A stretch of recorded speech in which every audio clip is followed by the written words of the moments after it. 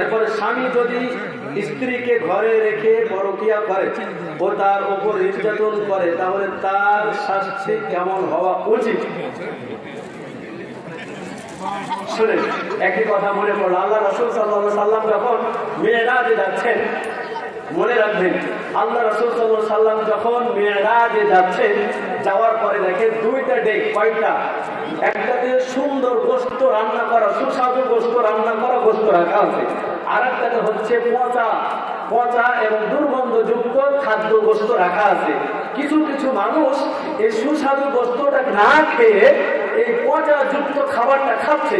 বিশ্বনবী কিছুই বুঝলেন না, জিবরাইল আলাইহিস সালাম প্রশ্ন করলেন, এরা কারা? আমি তো কিছুই বুঝলাম না। জিবরাইল আলাইহিস সালাম জানাইলেন, ইয়া রাসূলুল্লাহ সাল্লাল্লাহু আলাইহি ওয়াসাল্লাম, এরা হলো আপনার উম্মতের মধ্যে সেই সমস্ত উম্মত যারা নিজের পবিত্র স্ত্রী রেখে অন্য স্ত্রীর সাথে যারা পরকিয়া করে, জিনা করে, এরা হলো সেই লোক। তাই যারা পবিত্র স্ত্রীর দিকে তাকাতে চায় না, অন্য একটা ভালো লাগে, এরা হলো সেই খাদ্যের অধিকারী। কথা বলি ঠিক কিনা? আর যারা পরকিয়া করে, জিনা করে, পরকিয়া করে, এদের শাস্তি কি জানেন আমার ভাইরা?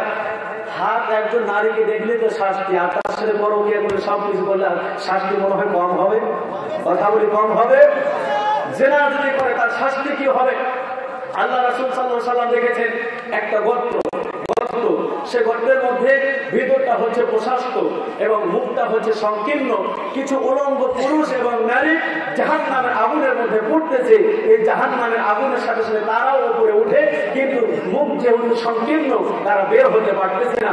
আল্লাহ রাসূল বলেন, এরা তারা জাহান্নামের আগুনের মধ্যে পড়ে বের হতে পারছে না, তারা আটকে পড়ছে। তখন বিশ্বনবীকে উত্তর দেওয়া হলো, এরা হলো সেই সমস্ত উলঙ্গ পুরুষ নারী যারা হলো জিনাকারী। কথা বলে ঠিক কিনা? তাদের সাথে আপনারা পেয়েছেন আশা করছি। ফুটাই গেল না?